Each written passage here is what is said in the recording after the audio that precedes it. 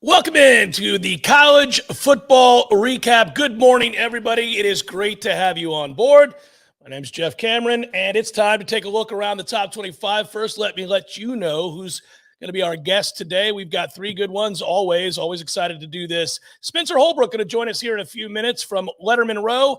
Obviously, Ohio State gets a big win on the road, and they come from behind in the fourth quarter and take care of business there. Also, Tyler Horka going to join us from Blue and Gold. Notre Dame with an impressive road win against Syracuse, running the football. That's 2 straight now for Notre Dame. And then finally, Brent Hubbs, perhaps covering the hottest team in all of college football, VolQuest, the site. Tennessee just boat races Kentucky. They're not much of a game. All right, so those are our three guests. They'll join us here starting in about 10 minutes, a little less than that, and we'll go through and get their thoughts. All great on 3 sites, all great guys covering this sport we love so much. So let's take a look. Speaking of the top 25, we'll see some numbers up there. You'll see some scores, and I'll go through the highlights of the day. I'm actually going to start briefly with this Ohio State win, only because I think that I could just watch JT Tuimoloau play over and over and over again. It was a day for the ages. It was his strip sack that set up number 2 Ohio State for a separation score in the fourth quarter, then a pick 6 to cap a spectacular performance by him.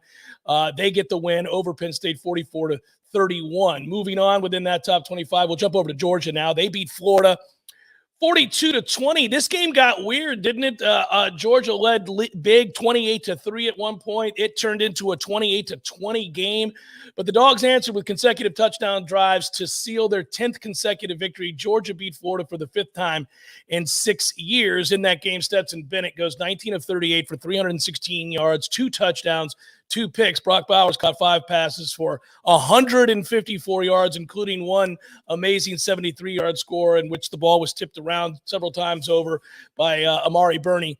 But that's what that guy does, right? Tennessee, I mentioned them. Again, we'll have Brent Hubbs on from VolQuest to talk it through. 44-6, which is, to me, the most impressive performance of the day. Jalen Hyatt, every time we talk about college football, not just Tennessee, but college football, we have to lead with Jalen Hyatt. Another spectacular day. I want to ask Brent how it is that guy's open all the time. He's just always open. 5 passes, 138 yards, 2 touchdowns. This game's never close. 44-6, and what is kind of a surprising outcome there. I mentioned Michigan. They beat Michigan State 29-7. Blake Corum, all he does is rack up 100-plus yard games.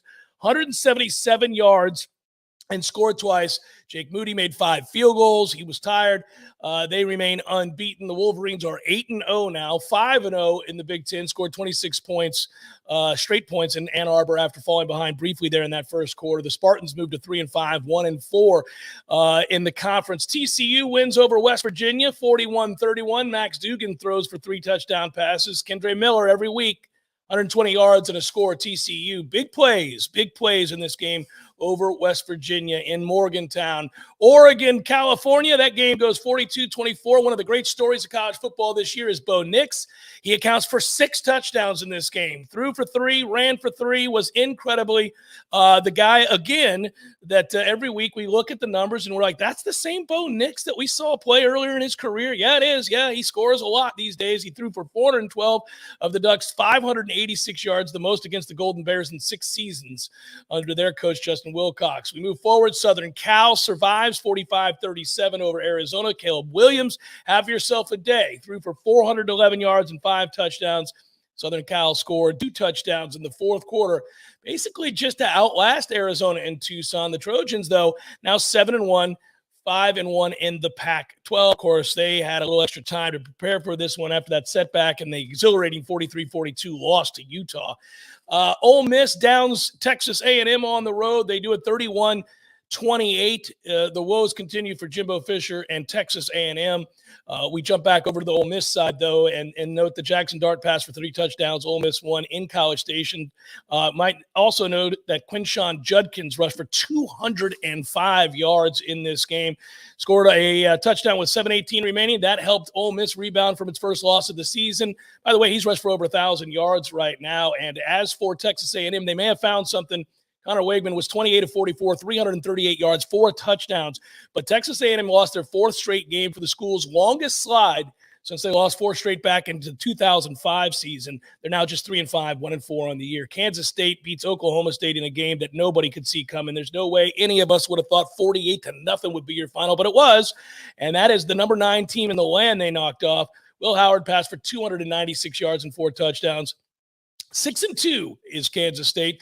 4-1 the Big 12. They rout the Cowboys in Manhattan, who are now 6-2, 3-2. That is the first shutout loss for Oklahoma State since 2009. Deuce Vaughn ran for 158 yards. Illinois quietly keeps winning football games. They do it this time to Nebraska, who's not very good. 26-9. The national rushing leader is Chase Brown for Illinois. That's how they win football games, play good defense, and run it. 149 yards, scored on a consecutive series in the second quarter. That allowed them to take charge in Lincoln. The Illini now sit at 7-1, 4-1 in the Big Ten, and they beat Nebraska for the 3rd year in a row. They won a 6th straight game for the first time since 2011 and secured their first winning regular season. Have the Illini since 2007. Elsewhere, Central Florida knocks off number 20 Cincinnati 25-21. The Knights are 6-2, 3-1. Ended a 19-game win streak by Cincinnati against conference opponents. So there was a bit of a surprise there. Mizzou knocks off South Carolina 23-10, and they proved to be unkind visitors. That game was in South Carolina. They're now 4-4, 2-3 in the SEC. That means it's goodbye for the top 25 for South Carolina after this. Elsewhere, Navy beat Temple in overtime.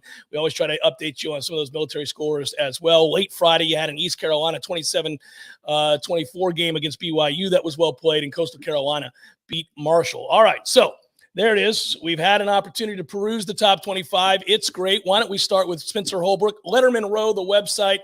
He is frequent guest of the show last year, and again, now we have him on here. Spencer, how are you, buddy? Good to see you. It's good to see you too, man. Thanks for having me. Yeah, absolutely. All right, so how many times have you watched the gazillion replays of JT Tuimoloau and the day he had? I could watch this all day long. I've never seen a player singularly just dominate a game in every facet. It's sacks, it's fumbles, it's caused interceptions, it's actual interceptions, pick sixes, fumble recoveries. He did it all. Yeah, it was one of the most astonishing defensive performances I can remember. We were in the building when Chase Young had his 4 sacks against Penn State or against Wisconsin in 2019 in that 38-7 win. And that's really the only thing that I could think to compare it to was what Chase Young did and the impact he had. The only thing was, Wisconsin was trying to negate what Chase Young was doing. Penn State just didn't seem to have an interest in going away from Tuimoloau. After a few different plays, you would think that Penn State would have tried to scheme around him, and instead they tried to screen him. They tried to chip him. They tried to do a multitude of things to slow down what he was doing, and he just continued to make plays. And so it was really one of the best defensive performances I can remember. JT Tuimoloau put himself on the college football map yesterday, and if that's what Ohio State's going to get from its defensive line, this team's going to be really hard to beat. Yeah, I mean, deflected passes, INT, sack, strip sack, pick six, fumble recovery, six total tackles, 2 sacks, 3 tackles for a loss, a pass breakup. I mean, I went and read all the stuff you guys wrote on Letterman Row this morning early just to go back, and I watched this game, most of it, and I try to watch all the games, certainly in which we're going to have guests on. But every time I came back over to that game, he was making a play, and I thought, I'm not seeing this right. Am I right? Does he have all these numbers? Had you seen this gearing towards that? Has he been on the verge of a performance? Maybe not like this. I mean, nobody can predict this. But a dominant performance like this in the past? Because, frankly, I think for outsiders, not everybody would have really thought of him as a household name. Now they will. Yeah, well, it's interesting because in 2018, and I hate to keep going back to Chase Young, but in 2018, as a sophomore, Larry Johnson talks a lot about the freshman to sophomore jump. The year 2 is when the guys start to show that they can be a superstar. Year 3 is when they are a superstar. Chase Young in 2018 had a breakout game on the road at Penn State, had the fourth down stop to seal that 1-point win over Penn State in a whiteout. JT Tuimoloau had been very close to many, many sacks. I mean, the first play of the Notre Dame game back in the season opener, he was a quarter second away from blowing that play up and just got there a little too late. Well, when you get a quarterback who's indecisive like Sean Clifford, and then you mix it with the JT Tuimoloau being so close to so many sacks for so many weeks, until the Iowa game, he didn't have a sack on the year because he was just so close. But then he had a couple last week, and then you get an indecisive Sean Clifford. All of those factors came together for him, and now you're going to see him, I believe, take off because now he's not only playing really well anyways, but he's playing confidently. He knows he can make an impact like that, and you're going to see him continue to maybe not have 2 interceptions and 2 sacks, 3 tackles for loss, pass deflection, the whole 9 yards, the forced fumble, but you will see him continue to have a massive impact on what offenses do. Because now you always have to know where 44 is because you know the impact he can have on a game. Yeah, and also I don't want to. We'll circle back. We always got to circle back and talk about C.J. Stroud's day, but I don't want to overlook the importance, especially in a tight ball game like this, of the punter. Jesse Mirko was really, really good in this game, and I think if you guys wrote up average over 52 yards a punt. Hey, that'll work, especially while you're trying to find your legs. The Ohio State offense is eventually going to score, right? They seem to come in waves, but in the interim, it's nice to win the field position battle. Absolutely. And, he's just one of those weapons. He didn't have a great year last year. I was kind of wondering how he would be this year.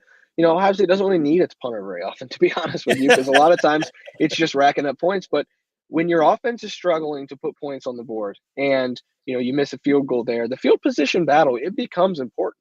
And for Jesse Mirko to go out there and like I said in my story, to uncork 3 punts of greater than 50 yards, to pin Penn State inside the 20 a couple different times, inside the 20 once, 50-plus yard punt 3 different times.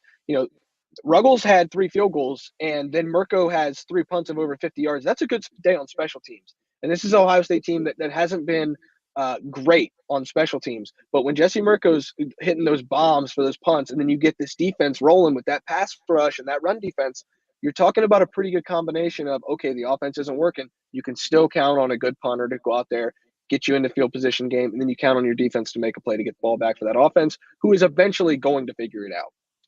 Yeah, and that's what brings us to C.J. Stroud. And I was going to ask you, Spencer, obviously we get a lot of people watching from all around the country, and they go to these different On3 sites that we have, obviously, and the one you run there, Letterman Row, and to find out areas of weakness for teams they don't cover or areas of strength for teams that they don't cover. So they come to you guys. And I was going to say, is that the lone area that Ohio State fans are worried about? Because there certainly isn't a lot to be too concerned with Ohio State. They're doing a lot of things really, really well. Was it just special teams coming into this game that some people might raise an eyebrow at?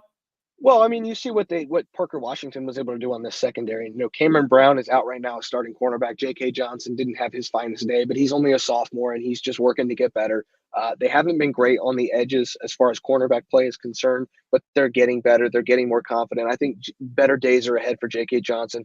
Jordan Hancock's a guy who's coming back from injury still. They have him on one of those, snap counts, trying to really ease him back into the lineup. And so I think it's corner on the outside and being able to take away those big plays. Michigan's got some weapons. Maryland has some weapons, kind of like Penn State had. And you saw Parker Washington have 180 yards receiving. That's definitely a concern. But then after that, it's probably just, a little bit of those special teams things that, you'd like to clean up. But I wouldn't even really call those a concern. Corner is probably the concern. I don't think special teams would be the concern. Okay.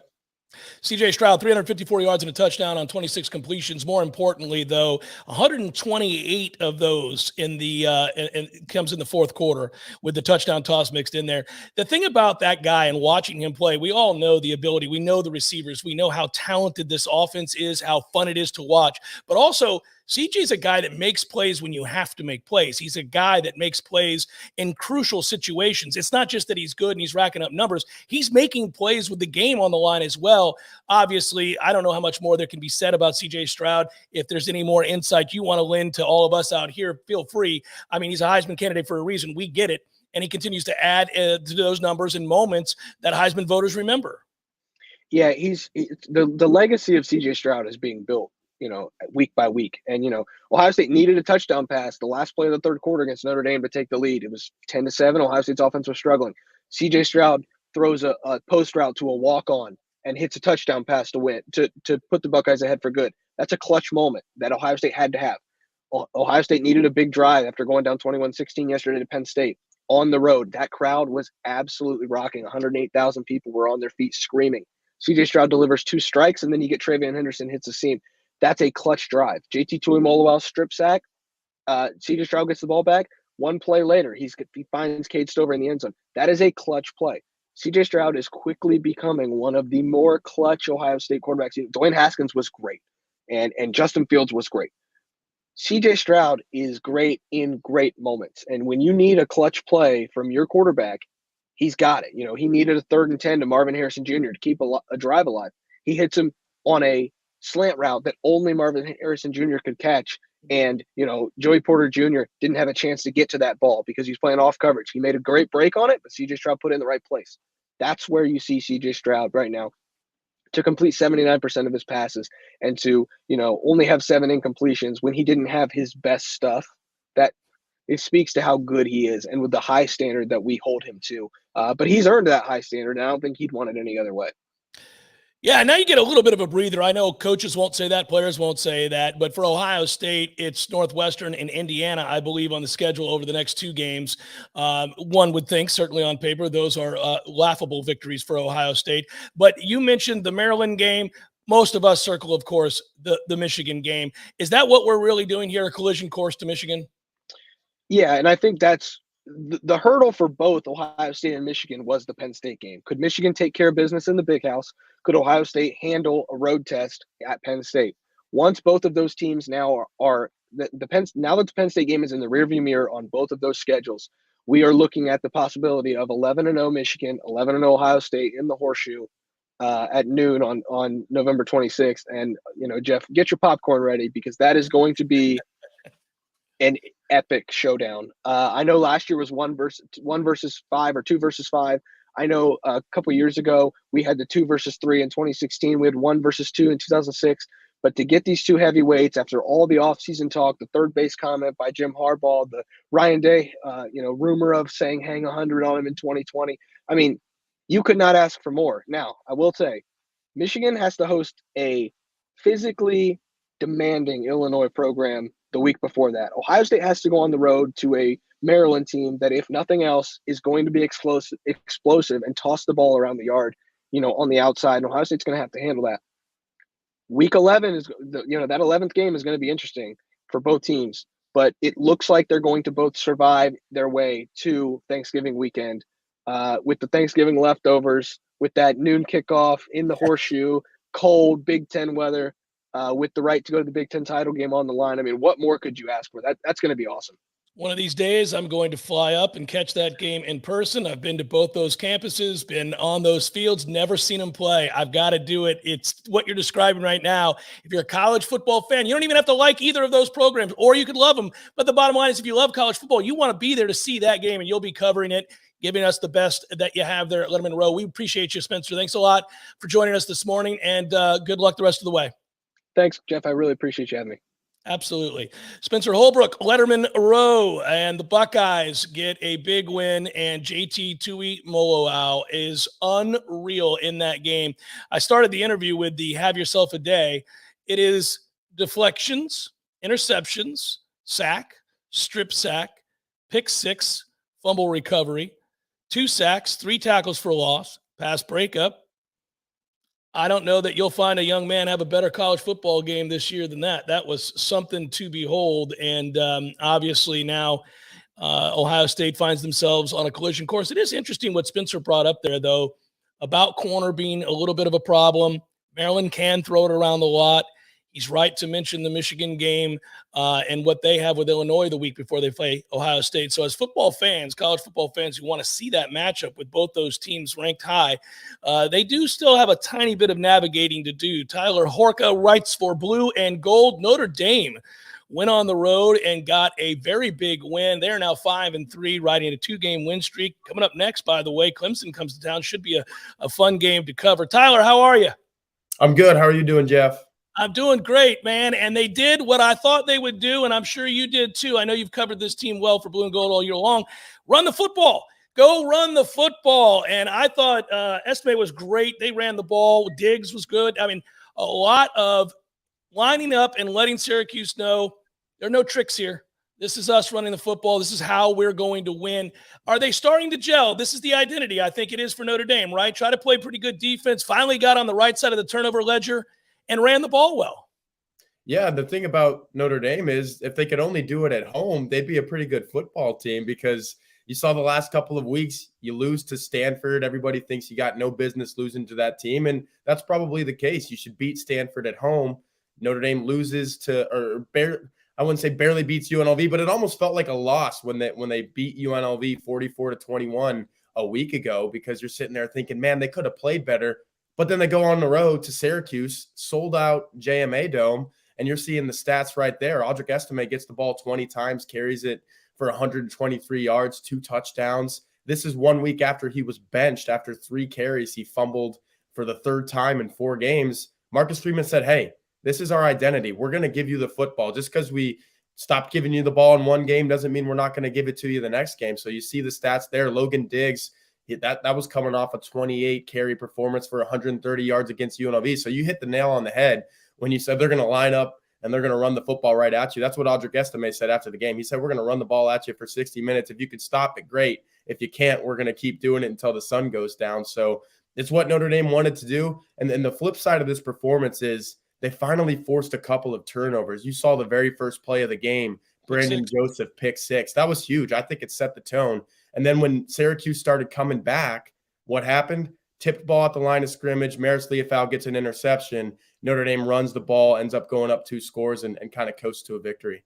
Yeah, that was a cross deflection, right? And Leofau picked it off. That's I saw that play, watched a lot of that game as well. I rather enjoy that style of football, by the way, when you grab onto an identity and it involves bully ball, because this game is played a lot of different ways, but at the end of the day, winning the line of scrimmage is where it's at. And Notre Dame yesterday, they didn't just do it on the offensive side. They dominated on the defensive side as well. I think Syracuse had less than 75 yards rushing. So this is another – that is the recipe to win for Notre Dame until they're able to raise the floor a little bit at some of the skill positions. The bottom line is if you can run the ball and stop the run, you're going to win a lot of games. Marcus Freeman wanted to do that before the season even started. You remember going back to that Ohio State game, they said, hey, the only way that we're going to win this game or have a chance to win this game is if we kind of keep the game on the ground and not let CJ Stroud do his thing. And if you remember, Notre Dame was winning that game 10-7 in the 3rd quarter, and nobody else has really done that to Ohio State all year. You've seen it. That offense has exploded. So Notre Dame was doing it before Tyler Buckner, the starting quarterback, got injured, but really – once that shoulder injury occurred in week 2 and the loss to Marshall, I think the coaches came together and they said, hey, the only way that this football team is going to be successful is if we give the ball to Audric Estime and Logan Diggs and even Chris Tyree, who didn't have his best game yesterday. But that's the thing about this team. They've got 3 guys they feel really comfortable giving the ball to. And yeah, on the other side of the ball, the defense hasn't forced those turnovers, but yesterday showed you what can happen when that finally starts occurring. They won the turnover battle yesterday for the first time all year. They had not been in the green in the turnover margin in any game all year. Yesterday it happened, and what's the result? 17-point victory over the number 16 team in the country on the road. I was looking at Notre Dame's advanced metrics, all the numbers going into that game. I let the folks here on College Football Recap know I like to gamble a little bit. And so I'm always looking in these numbers, and almost in every metric that matters, Notre Dame's offensive line is in the top 25 in run blocking. They really have that identity. Why would you judge this program year 1, Marcus Freeman? Where would you say they're at? It's been uneven. It's a weird team. I think to a lot of people on the outside looking in, you cover them. That's why I'm asking you. I think they're a weird team. There are days I watch Notre Dame and I think you don't want to play Notre Dame. That's a tough team. They're physical. There are other days I see them. They're uneven on offense, and I think Notre Dame is not a very good team if you can get out in front of them. They're a weird team to try to pin down. How would you say year 1 is gone? Yeah, I would say the same thing. And I guarantee you Dabo Sweeney is sitting somewhere in Clemson, South Carolina right now saying, man, I really don't want to go to South Bend. The weather's not going to be too bad, so he's probably counting his lucky stars on that. But, yeah, you don't know what you're going to get. And a couple of weeks ago, the word Jekyll and Hyde came up in a press conference, and that's kind of what it's been with Marcus Freeman. He's definitely learning on the fly. He admitted that when Notre Dame started 0-2 with the loss to Ohio State and the loss to Marshall, he flat out said, I didn't really know what was going on. And that's what you get with the first-year head coach. Your head is spinning a little bit. But then there have been times, like I said at the very beginning, they go on the road and they beat North Carolina, a team that has looked really good, has not lost since they lost to Notre Dame, and kind of whoop them 45-32. That game was not as close as that final score indicated. And then you saw, like yesterday, I think everyone thought really highly of Syracuse, and they played Clemson really close on the road, a place that's almost impossible to win, and should have won that football game. So you've got the Jekyll and Hyde. You've got the really good performances, but then you've got the head scratchers. Like I said, they're 16-14 against a Stanford team that had trouble. That's the one, though, right, Tyler? That's the one. If they don't lose that game, we're really probably not even having the conversation. You can understand some early growing pains in year one with a coach. You have an injury at quarterback. All these things can happen, and you realize what it is. That loss gave pause. I think a lot of people went, because that's not a good Stanford team. And yet the team that beat Syracuse on the road yesterday and did it by beating them up at the line of scrimmage seems the more true identity of Notre Dame. Yeah, because it's exactly what they're trying to be. When the head coach tells you, hey, this is what we want to do, and then you go out and you see it actually happen. Notre Dame runs for, 246 yards, and that's including a sack and a couple kneel downs. So really it was a little bit better than that. And look, 4.5 yards per carry isn't going to jump out at the screen and make anybody go, whoa, that's incredible. But when you're running the ball over 50 times and those are still your numbers, that's a pretty efficient day on the ground. 56 carries, 246 yards. That's a lot. That's letting Syracuse know this is what we're going to do. And that's a credit to Marcus Freeman, like I said, because he has told everybody from the start, hey, this is the football team that we're going to be. And as soon as Drew Pine was the starting quarterback for this football team, you knew they were a little bit limited offensively. So if you're a football team that's going to tell everyone, hey, we're running the football, and you could still do it effectively and grind out a 17-point win on the road, you're doing some of the right things. And exactly to your point, if they don't lose to Stanford a couple weeks ago, this is a team that's won 6 football games in a row after the head scratching 0-2 start. So if you can rectify some of those things, because I think there were a lot of people sitting there at 0-2 thinking this thing could go 4-8, like you saw in 2016 with Brian Kelly, and all of a sudden you're sitting there going, we don't know what this football team is going to be, not only this year, but next year. Who is Marcus Freeman going to be as a head coach? A month and a half later, we're looking at it, like you said, if they don't lose that game to Stanford, they've won 6 games in a row. This is a ranked football team. I think there would be some people picking Notre Dame to beat Clemson this week, and there might still be if Notre Dame didn't lose that game to Stanford, because you've seen some of the telltale signs that this can be a really good football team. Marcus Freeman has said that. They're a good football team that doesn't always play good. Well, they'll have to play really good this weekend to beat Clemson, but they could. And I'm not sure that Clemson team is as dominant as we've seen previous Clemson teams, so it should be a lot of fun. Tyler, you do a great job with Blue and Gold. I would encourage everybody to sign up there. Just $10 right now for the annual. Thanks for joining us this morning on College Football Wrap-Up. I'll talk to you again down the line. Be well, sir. I appreciate it. Have a good Sunday. Yeah, you too. All right, so that's Tyler Horka of Blue and Gold. And, oh, by the way, that is true. That Notre Dame team has found an identity. It's on the ground, 246 yards rushing.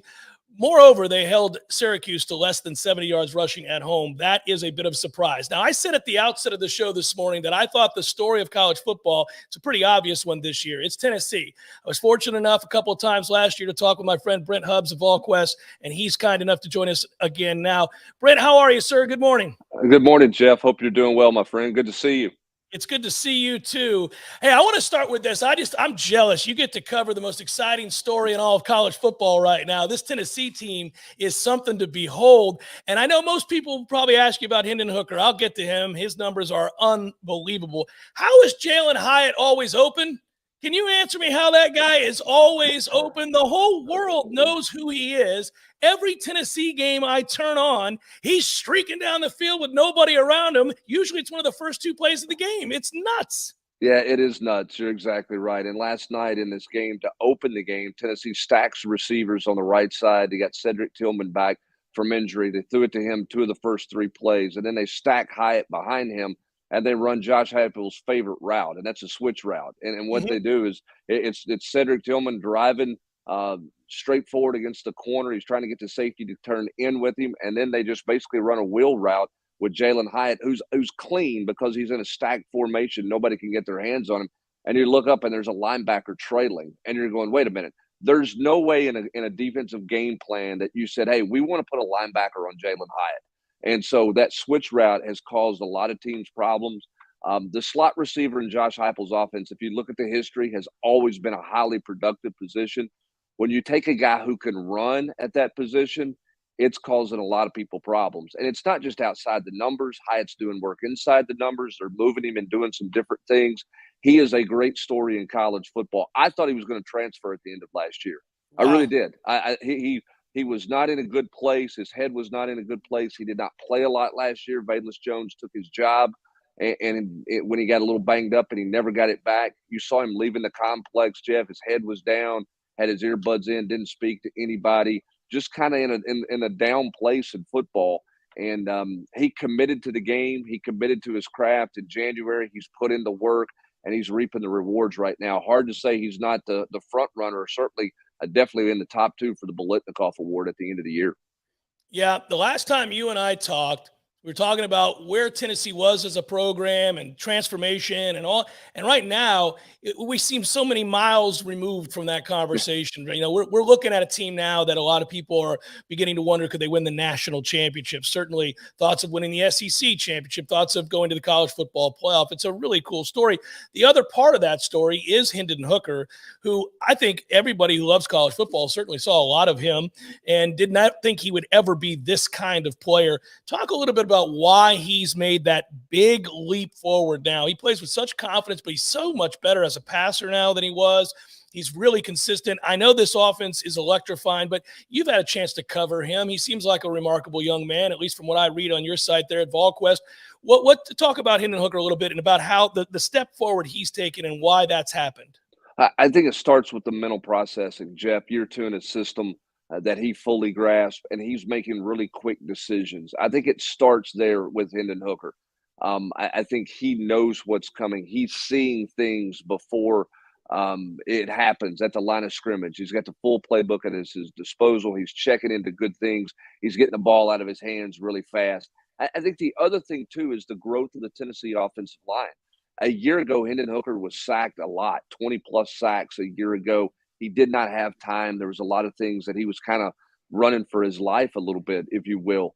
This offensive line has really taken a huge step from a year ago. They've really taken a big step from early in the year. I was looking at stat up here, working on some stuff for this afternoon. I'll go ahead and throw it out now. In the Pittsburgh game, Tennessee averaged 2.6 yards rushing the football, rushed for less than 100 yards in that game. Since that game, Tennessee is averaging 4.9 yards a carry. That's doing it against Alabama. That's doing it against Kentucky. That's doing it against LSU. And so when you bring in the run game element, suddenly now defenses are having a hard time figuring out how to manage Tennessee's offense. If you want to empty the box, then Tennessee's going to run it, just like they did last night in their second scoring drive.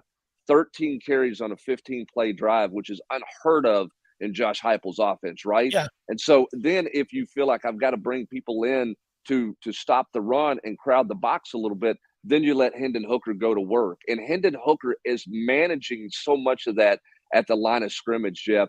It's freeing him up to be able to make more plays because they can run the football more effectively because it's forcing defenses to make choices. And right now, defenses are having a hard time making a choice on how to stop Hendon Hooker in this Tennessee offense. Well, let's go to the other side of the ball, Brent, because I didn't see this performance coming from the Tennessee defense. This was unreal. Kentucky could do nothing. Will Levis has been a real good player all year. They got nothing going in the passing game. They couldn't run the ball. I think they only converted on 2 third downs the whole night, if I remember it correctly. It was something to behold. That if this Tennessee defense, Brent, is going to play anything close like that, they can win the national championship. Yeah, I don't know if they can do that on a consistent basis. Nobody saw that coming last night. If you bet that Kentucky was only going to score 6 points, then you would have taken my house because I would have taken that bet all day long because I didn't see that coming. Here's what Tennessee did a really good job of last night. Early downs, they did a great job defending the run, with the exception of the second drive of the game. They did a really good job of forcing Chris Rodriguez to bounce because they got interior defensive line penetration that didn't let Rodriguez get straight downhill on an off-tackle run play, right? He couldn't hit the A-gap. He couldn't hit that straight downhill. He had to run laterally, which is not his greatest skill. And so because of that, it slowed down the Kentucky run game greatly. Then Tennessee finally did what they have not been able to do all year long. and that is get off the field on 3rd and long. Tennessee had Kentucky in 3rd and 7+ 10 times last night. Kentucky was 0 of 10 on 3rd downs in that situation. Florida thrived in that situation. They converted 70% of their 3rd and longs against Tennessee early in the year. That's how they stayed in the game. Tennessee finally got off the field on 3rd and long last night. Here's the one other thing about the growth of Tennessee's defense overall. Tennessee committed this offseason, they committed in the preseason to playing more bodies, forcing more guys on the field, rotating guys. They're playing 12 guys on the defensive front. It's paying dividends for them in the second half. They are a more physical team because they are a fresher football team. You don't have defensive tackles playing 60 and 70 snaps like you did Matthew Butler a year ago, keeping them fresh, making them a better 4-quarter football team. The story last night, though, was what Tennessee did in the secondary. We'll see if they can do that this week against Georgia, because that was a game in the defensive backfield. Tennessee's not played like that all year long, the way they played last night, forcing those 3 interceptions.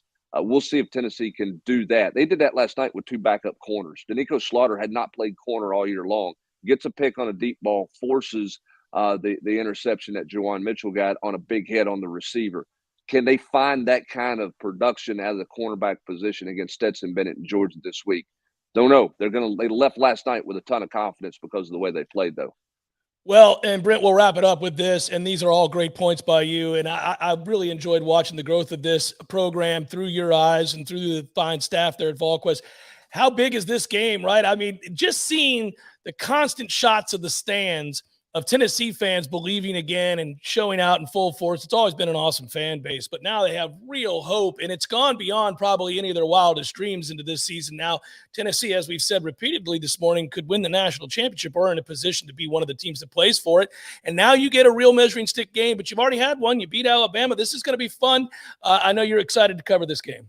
No doubt. This is for the SEC East. And think about this. Through the history of Tennessee and Georgia, it's the first time these two teams will have played against each other, both ranked in the top 5. This is a matchup like you've not seen between two, quote, rivals in the SEC East. Everybody's been chasing Georgia, including Tennessee. Tennessee's chase has been accelerated by the growth of Hendon Hooker and what they've done. Are they there? A year ago, they got in the red zone 5 times against Georgia. More than anybody else did. They didn't convert enough of those into touchdowns. They had a lead at the half against Georgia. They didn't have the ability to hang in that ball game. Can they keep this into a 60-minute game in Sanford Stadium? I'll say this. I don't expect Tennessee to flinch, given what we've seen out of Tennessee to this point. Should be a fun atmosphere. Should be a great day in Athens, Georgia. Brent, be well, sir. Good morning. Enjoy your Sunday, and thank you so much for taking the time with us today, and I'll talk to you again down the line. Great to see you, Jeff. Appreciate you having me on. Have a great Sunday, and in college football fun. Oh, it's beautiful. It's a great thing, and I'm glad Tennessee's good again, and I'm glad to talk to you again, sir. Be good. Thanks, man. That's Brent Hubbs of VolQuest. He does a very, very good job. That entire staff does. You guys check it out. By the way, if you haven't joined that, I think for their site right now, it's just $1 for the year. So I think Matthew threw it up there on the screen. Once again, a reminder, you can subscribe to VolQuest for just $1 for 1 year. In fact, on that note, all of the sites do a tremendous job for On3. We had Brent Hubbs on. I thanked him just a moment ago. Want to thank Tyler Horka yet again. That website, Blue and Gold, I believe just $10 for the season. That is right. There, it's up on our screen, $10 all the way into next football season. You get that. And then finally, we thank our friend Spencer Holbrook, who joined us at the outset of the show. Letterman Row, they're $1 for 1 year or 4 months for $1. You want to do the $1 for the year. There's no fooling around there. Make sure it happens. And Ohio State, another one of those teams so that we talk about seemingly on a weekly basis, and for good reason. They get a bit of a breather. Tennessee does not. Notre Dame trying to remain formed. They don't get a breather. They get Clemson coming up next. College football is spectacular yet again, and I think there's a little bit more balance in the sport this year than there's been in the last few years, and that's exciting for all of us that love the game and want to see more competitive balance. I think you'd like to see 8 teams capable, 10 teams capable, more than that if you could help it, but usually you don't. Usually you get 2 or 3. I think it's opened up a little bit more this year, and that's made this a little bit more intriguing. Every other Saturday, we have a big upset. We see a top 10 team lose. We see a moment where the paradigm shifts a little bit, and maybe you don't know what you thought you knew, which is a beautiful thing about college football. I want to thank Director Matthew, as I call him. Dear friend, produced today's show, did a wonderful job as always. I want to thank all of you. Thank my 3 guests. You guys were here every Sunday, 11 a.m., wrapping up the top 25 for On3. We'll do it again next weekend. Join us Like, subscribe, all that good stuff. Share with your friends. We'll have more experts on again next weekend. Enjoy your Sunday, everybody. Enjoy the football, and I'll talk to you again next time.